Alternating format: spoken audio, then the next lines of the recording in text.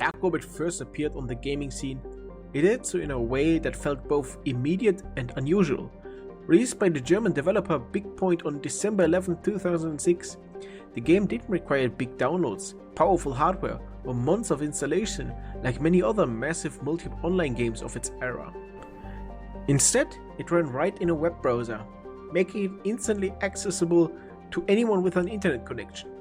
This simplicity was one of the game's greatest strengths, because it meant players could begin their journey in the game's outer space universe the moment they found it, without technical hurdles standing in the way. At its core, DarkOrbit was a persistent online world set in space, where players piloted spacecraft in real time. From the very beginning, the game gave players a clear purpose: fight enemies, earn rewards, and develop your ship's capabilities. What distinguished DarkOrbit from other browser titles of the time was the combination of real competition against both computer-controlled foes and other human players, in the progression system that rewarded consistent effort. Players advanced by battling enemies, completing missions, and fighting other players, all of which granted experience and resources that could be used to improve their ships and equipment. A defining moment in the early experience came immediately. Upon creating an account, each player had to choose one of three competing companies: Mars Mining Operations, Earth Industries Corporation, or Venus Resource Unlimited. This decision shaped not just the player's starting location, but also their sense of identity within the universe. Though the game did not follow a traditional narrative like many other story-driven MMOs, the faction system gave players a social context and a shared framework for rivalry and cooperation. Being tied to a company encouraged players to engage with others, form groups, and align their efforts toward common goals. As players progressed, they earned in-game currencies and resources that allowed them to purchase better weapons, stronger shields, and more capable ships. These improvements were not merely cosmetic, they directly affected how a player performed in combat and exploration. Defeating enemies rewarded experience and space resources that players could use to expand their capabilities, reinforcing the loop of play reward, an advancement that kept many players engaged for multiple hours on end. Beyond the mechanics, DarkOrbit offered something that few browser games had done before on such a large scale. Truly persistent online community. Players did not simply log in for isolated sessions, they entered a world populated with others who were pursuing their own goals, forming alliances, competing for ranks, and engaging in both small-scale skirmishes and larger conflicts. In its early years, the game attracted a remarkably large audience. According to official figures, DarkOrbit accumulated hundreds of millions of registered accounts over time, demonstrating its global reach and ongoing appeal to players interested in science fiction and competitive online play. The early success was also a reflection of Bigpoint's broader position in the online gaming landscape. Founded in 2002 and growing rapidly through the mid-2000s, the company made its mark with a variety of browser games, with DarkOrbit becoming one of its flagship titles. At its peak, Bigpoint was valued highly in the industry and attracted significant investments, illustrating how browser-based online games could become commercially important in an era that's still dominated by traditional downloadable clients. As development continued, Bigpoint introduced new ships, equipment types, and gameplay systems that widened the gap between newer players and veterans. Higher tier ships, specialized upgrades gave long-time players distinct advantages, and mastering all of the new mechanics increasingly required extensive time and attention to it. Many players found that advancing beyond the early stages of the game meant navigating far more complicated equipment trees, module systems, and progressions, requirements that it had in the past. Some players look back on earlier periods as simpler and more engaging because the progression felt clearer and more unified, whereas later updates often felt like layers of complexity added on top of each other rather than parts of a coherent whole. In the midst of these changes, DarkOrbit also struggled with the issue of automation. Software tools or bots that players could use to collect resources or perform tasks automatically. From fairly early in the game, these bots became known within the community and remained a persistent presence. Some players used bots to gain in-game advantages, such as the collection of the valuable currency Uridium, without actively playing, and discussing about how them have continued for many years so. The persistence and evolution of these bot usage, from early automated scripts to more sophisticated programs, became a recurring frustration for players who preferred to advance through direct participation. This controversy over bots made clear that enforcement against automated play had been inconsistent from Bigpoint, and that such programs remained widespread even as developers tried to detect and counter them. By the 2010s, updates to DarkOrbit continued to arrive, but the reaction among players were mixed. Some longtime players appreciated efforts to modernize certain aspects of the game and introduce new events, while others felt that updates focused too much on monetization and neglected the core experience that had originally drawn them in. Criticism emerged that the new system and events were designed more around encouraging spending than fostering balanced competition. Players also observed that the major updates often raised the bar for equipment and progression, so that newer players felt outpaced and excluded far more quickly than ever before. This division between long-time and newer players became more pronounced as the game matured. Discussion in the DarkOrbit community suggests that over time what felt like once an open universe with active player engagement gradually lost some of its vibrancy. Some players reported that even though the game continued to add new maps, events, and even mechanics, the actual number of players interacting with the world during everyday gameplay decreased.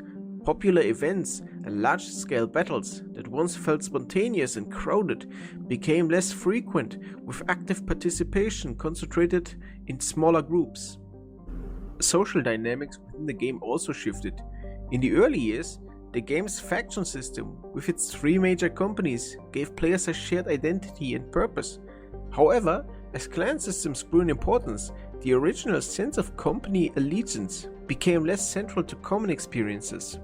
Critics within the community noted that the role of factions had become less meaningful over time, with companies no longer serving as a clear basis for cooperations or rivalry the way it once had. As DarkOrbit moved past its middle years of growth and heavy updates, it entered a period where players and community members began to notice that the experience was changing in ways that made the game feel very different from how it once had. What had previously felt like a living, active world with frequent player engagement gradually transformed into a universe where technical issues, persistent automation, and the limitation of outdated technology weighed heavy on the people's experience in the game. One of the clearest technical challenges DarkOrbit faced was its dependency on the Adobe Flash, the technology that had powered virtually all of its gameplay for more than a decade. By the late 2010s, the major web browsers and technology platforms had made it clear that Flash would no longer be supported, and Adobe itself announced an official end to Flash at the end of 2020. This created a serious problem for DarkOrbit, which had been designed as a Flash application and relied on it to function in browsers. Players and community members discussed how, once Flash was discontinued and blocked by browsers, the game would no longer run without a different solution. In response to that, the developers created a separate downloadable client, essentially a mini browser built to keep Flash working, as a temporary way to let people keep playing after official support for Flash ended. On forums, players were expressing frustration with this transition, noting that it seemed like a stopgap rather than a true modernization of the technology. Many felt that this patchwork approach was not enough to maintain the quality and stability of the game, especially as browsers and operating systems continued to phase out Flash entirely. By the time Flash was officially out and DarkOrbit transitioned itself to a downloadable client, many players had already reduced their involvement, and some had stopped playing entirely. Conversation in 2020 suggested that for a portion of the community, the fading player population and lack of excitement made the future of the game seem uncertain. Some debated whether it would shut down entirely or persist in a diminished form, while others spoke about the game's design shifting toward monetization and away from open, active universe it once was. In these later years, discussions among players often focus less on specific new features and more on what had been lost. Some returning players remarked that after many years, the game still existed but didn't feel the same way mechanically, yet the world around it felt emptier and less engaging than ever before. Comments like these frequently expressed a sense of nostalgia for DarkOrbit's old community activity, and a wish that the game would bring back that intensity of shared play. Today, DarkOrbit continues to operate under Bigpoint. Still supported with occasional updates and seasonal events, the title evolved into DarkOrbit Reloaded, with modernized visuals and systems, and even received a release on Steam, marking a fresh chapter decades after its original launch. However, the reception on that platform has been largely lukewarm. Steam statistics show a very modest concurrent player counts, often fewer than a few hundred at once, and mostly negative reviews, indicating dissatisfaction among a large portion of the current player base. But also at the same time, DarkOrbit has not died in the strictest sense. It maintains a small but dedicated community, and the developers, while not radically transforming the game, have kept it running and accessible. Officially, messages around the start of 2026 show this team is still engaging with the community and hinting at ongoing development efforts. What that development will actually mean in practice, whether meaningful gameplay improvements, new systems to attract new players, or technical upgrades, remains uncertain. But whatever happens next, DarkOrbit's legacy is secure. It helped pioneer browser-based MMOs and cultivated a generation of players who remember its early competitive battle faction wars and the sense of discovery that came with piloting their first ship. According to historical entries, the game accumulated hundreds of millions of registered accounts over its life, showing how far its reach extended, even if active participation is far fewer today. But, of course, what do you think, as the player who once played it? For me, DarkOrbit will always have a special place in my heart, because it helped me during a time where I had absolutely no money and I just had so many hours to spend after school playing, farming Iridium, getting the Goliath, and I don't know, it just felt like a good time. Maybe it's my nostalgia that speaks out of me here. This could probably a large part of that. But seeing that monetization, that aggressive monetization, I don't remember it being that way, and it's sad to see how a game was let down like this. I mean, of course, monetization is important and all, and server costs and running those is probably pretty expensive if you ask me, but there has to be another way, because that's not what players want. No player wants, as soon as you enter this game, you will be bombarded by things you have not yet.